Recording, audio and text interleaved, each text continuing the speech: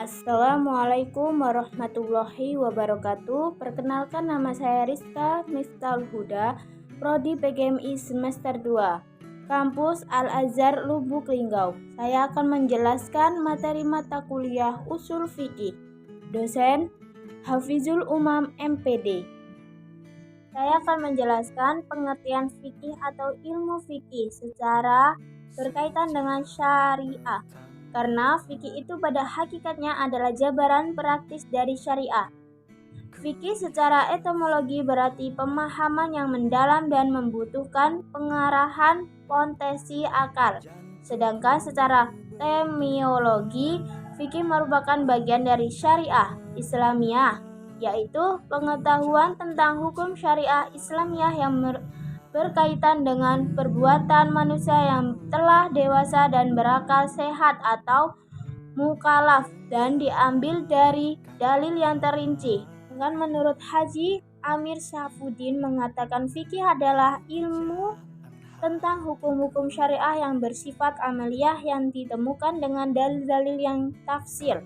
Pengertian usul fikih, kata usul yang merupakan jamak dari kata ashal secara etimologi berarti suatu yang dasar bagi yang lainnya. Dengan demikian dapat diartikan bahwa usul fikih itu adalah ilmu yang membawa kepada usaha merumuskan hukum syariah dari dalil yang terinci. Fikih adalah ilmu mempelajari dan mengetahui hukum-hukum syariah agama Islam. Sedangkan usul fikih adalah kaidah-kaidah yang dibutuhkan untuk mengeluarkan hukum dan perbuatan manusia yang dikehendaki oleh fikih. Usul fikih adalah jika terdapat permasalahan yang membutuhkan kepastian hukum. Dorongan hukum melakukan ijtihad itu tersirat juga dalam hadis Nabi yang menjelaskan tentang pahala yang diperoleh seorang yang melakukan ijtihad sebagai ucapan yang sungguh-sungguh dalam mencurahkan pemikiran bagi hasil usaha benar atau salah. Selanjutnya saya akan menjelaskan tentang ijma'. Ijma' berarti tekad atau niat, yaitu ketetapan hati untuk melakukan sesuatu. Pengertian ini bisa ditemukan dalam firman Allah SAW dalam surat Yunus. Adapun pengertian dari ijma' yaitu Imam Al-Azhari merumuskan ijma' dengan kesepakatan umat Muhammad secara khusus tentang atas suatu usaha agama. Rumusan Al-Azhari ini memberikan batasan bahwa ijma' harus dilakukan umat Muhammad SAW. Dari rumusan itu jelaskan bahwa ijma itu ialah kesepakatan dan yang sepakat di sini ialah mujtahid muslim, berlaku dalam suatu masa tertentu suatu wafatnya Nabi. Dengan demikian pemakalan menyimpulkan ijma ialah kesepakatan seluruh mujtahid Islam dalam suatu masa. Sesudah wafat Rasulullah SAW akan suatu hukum syariah. Kesepakatan para mujtahid Islam, maka kesepakatan orang awam tidak dianggap ijma'. Belum juga kesepakatan Islam yang belum mencapai derajat mujtahid fikih meskipun mereka berasal dari tokoh ulama dalam ilmu lain. Ijma' harus merupakan hasil kesepakatan seluruh mujtahid meskipun negara dan kebangsaan mereka berbeda. Dan hal ini tidak dianggap oleh seorang mujtahid pun. Persyaratan di atas sepenuhi dan sepakat para mujtahid atas hukum syariah yang amali seperti wajib, haram, dan syah, maka terjadinya ijma'. Terlibat dalam pemahaman hukum syariah melalui ijma' tersebut ialah seluruh mujtahid. Apabila ada di antara mujtahid yang tidak setuju, sekalipun jumlahnya kecil, maka hukum yang dihasilkan itu tidak dinamakan hukum ijma'. Yang terlibat dalam pembahasan hukum itu ialah seluruh mujtahid yang ada pada masa tersebut dari pembahasan belahan dunia Islam. Kesepakatan itu diawali setelah masing-masing mujtahid mengumpulkan pandangannya. Hukum yang tersepakati itu ialah hukum syariah yang bersifat aktual dan tidak dihukumnya secara rinci dalam Al-Quran. Sandaran hukum ijma sebagai secara harusan Al-Quran dan atau hadis Rasulullah SAW. Ijma syariah yaitu ijma yang terjadi setelah semua mujtahid dalam satu masa mengumpulkan pandangannya tentang hukum tertentu secara jelas dan terbuka, baik melalui ucapan atau hasil ijtihadnya disebarkan melalui fatwa, melalui tulisan atau dalam bentuk perbuatan. Atau mujtahid yang menjadi hakim memutuskan suatu perkara dan ternyata seluruh pendapat mereka menghasilkan hukum yang sama atau hukum tersebut.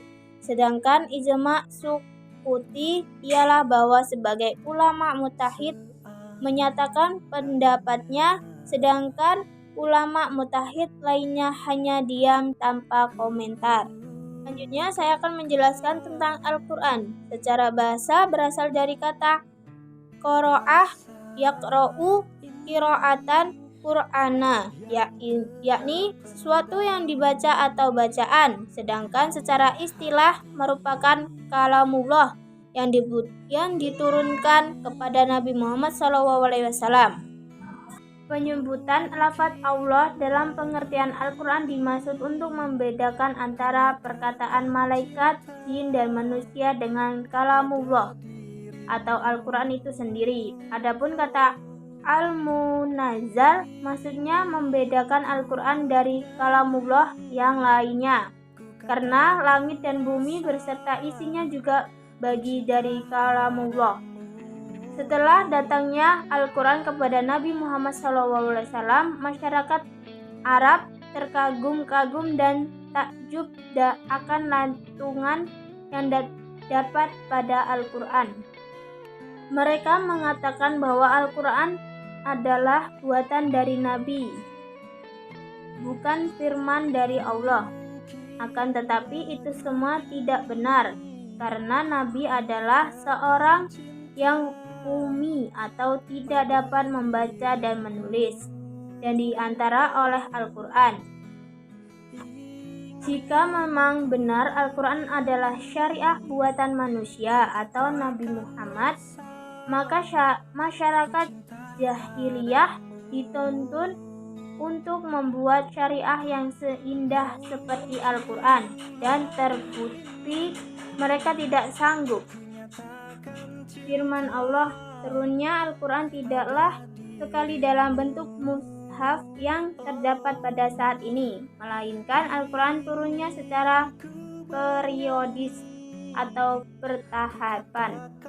Tujuan dari turunnya yang bertahapan ini memasuki agar memperbaiki umat manusia, diantaranya sebagai penjelasan kabar gembira. Al-Quran berlandasan pada kitab suci yang terakhir diturunkan oleh Allah guna menjadi bacaan sebagaimana arti dari kata Al-Quran itu sendiri dan telah dijelaskan pada membahaskan sebelumnya.